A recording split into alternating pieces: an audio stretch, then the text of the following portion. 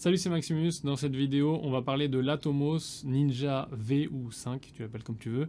Et on va voir surtout les niveaux firmware, les nouveautés qui viennent avec les nouvelles mises à jour qui ont été annoncées dans les dernières semaines par simplement Atomos, puisque c'est le nom du truc. Alors tu le sais, moi j'adore le matériel, surtout quand il m'aide à faire ce que je veux faire mieux, plus vite, sans problème. Et là, c'est le cas. Moi, j'adore les Atomos, hein, je t'en ai déjà parlé. Je t'ai déjà parlé du Ninja 5. Je t'ai déjà parlé des réglages de l'Atomos pour utiliser avec le G80, pour utiliser avec le GH5, etc. etc. Donc ça, c'est vraiment des vidéos qui me tenaient à cœur parce que j'aime bien ce matériel. Et je l'utilise quasiment depuis le début de ma chaîne YouTube. Notamment, au début, il était sur mon rig. Enfin voilà, ça a toujours été partout sur ma chaîne YouTube parce que j'aimais bien l'idée de pouvoir enregistrer directement dans un codec qui était le mieux pour moi, c'est-à-dire du ProRes ou du DNX HD. Et justement maintenant sur les Atomos, tu as différents codecs qui sont disponibles. Donc tu as le DNX, tu as le ProRes, tu as le ProRes RAW et tu as bien évidemment le H265. Et c'est un petit peu de ça qu'on va parler aujourd'hui. Je vais te montrer comment faire l'upgrade puisque c'est un upgrade payant. Et c'est un upgrade qui est encore un petit peu buggé puisque là j'ai des bugs en ce moment même quand je tourne cette vidéo. Faisons très très simple, cette mise à jour c'est une activation de codec comme tu as beaucoup sur les Atomos. Donc déjà à la base tu as le DNX et le ProRes qui sont gratuits. Je crois que le ProRes RAW est gratuit aussi, ça dépend de l'Atomos que tu as, mais avec le Ninja 5 c'est gratuit.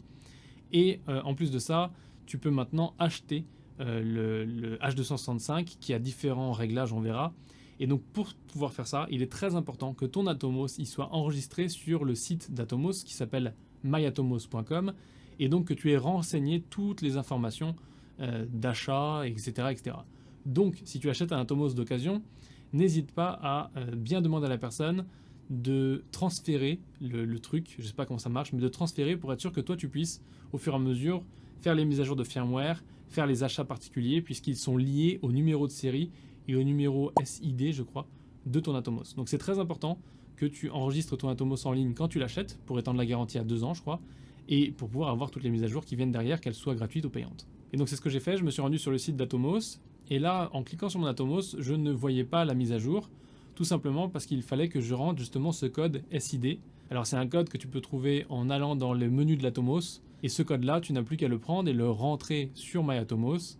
Et une fois que tu valides toutes ces informations-là, tu vas voir apparaître les codecs qui sont maintenant possibles d'activer.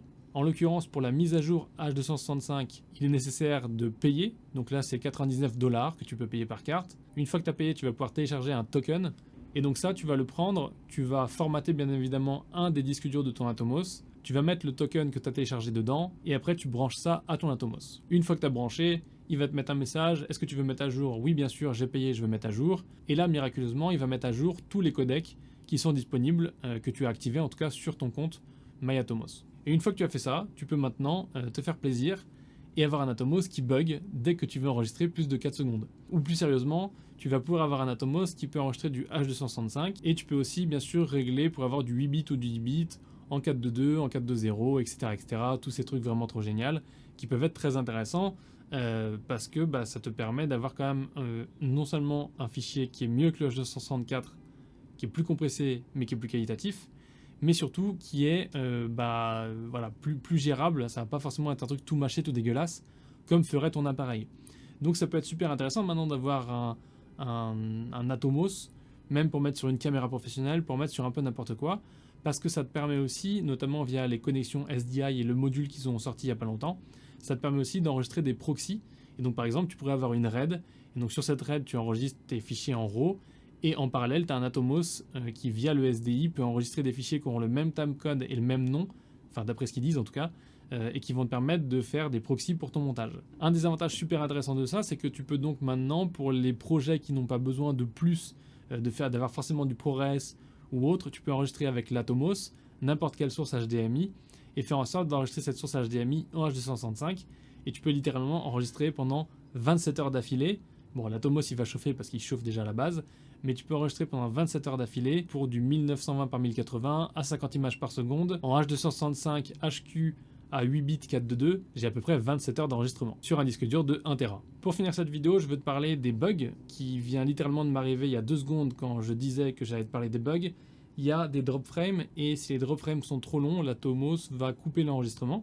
Donc c'est un peu relou, je ne sais pas si ça vient du nouveau firmware, le 10.65 je crois, ou si ça vient de ça. Ce que je peux te dire, c'est que ça arrive sur de l'enregistrement en 4K H265 en 25 images, ça arrive aussi sur du HD en 50 images.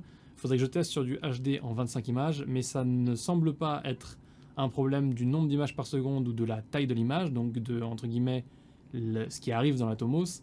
C'est potentiellement un problème du H265 ou de surchauffe de mes Atomos. Mais moi, ça arrive sur mes deux Atomos. C'est extrêmement chiant. Et je ne peux pas tourner 40 minutes sans avoir au moins 3 ou 4 coupures. Donc soit c'est quelque chose qui vient du firmware, et à ce moment-là, il faut être prêt à retourner au firmware précédent. Soit c'est quelque chose qui vient de H265, mais pour l'instant, je ne peux pas te le dire avec certitude. Il faut que je fasse plus de tests. C'est tout ce que j'avais à te dire aujourd'hui sur l'Atomos. Si tu es intéressé par ce matériel-là, que tu veux que je t'en parle, que tu veux que je fasse plus de vidéos sur le sujet, n'hésite pas à poser tes questions en dessous parce que moi j'aime bien ce matos et ça me fait plaisir d'en parler, notamment sur les réglages, sur les différentes choses qu'on peut faire, etc., etc. Et donc du coup, je te laisse poser tes questions ou tes commentaires si tu as testé, tu rencontres des bugs. Et je te dis à plus tard dans une prochaine vidéo.